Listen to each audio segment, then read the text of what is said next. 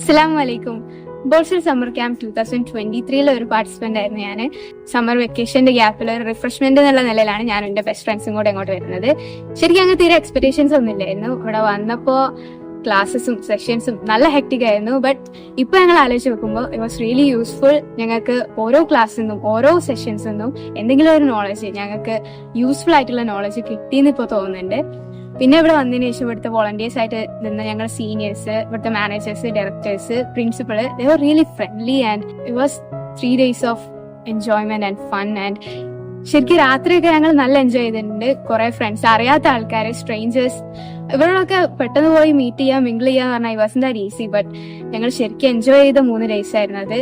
And ഇപ്രാവശ്യത്തെ summer camp ഇവിടെ നടന്നവർക്കാണ് 2024. ഞാൻ തീരെ എക്സ്പെക്ട് ചെയ്തിട്ടില്ല ഒരു സമ്മർ ക്യാമ്പ് ബോൾസ്റ്ററിന്റെ ക്യാമ്പസിലേക്ക് എത്തുന്നുള്ള കാര്യം. ആൻഡ് May 8 ഇവിടെ നടക്കുന്ന summer camp .4. I hope you guys will come and meet all of us and enjoy the 3 days.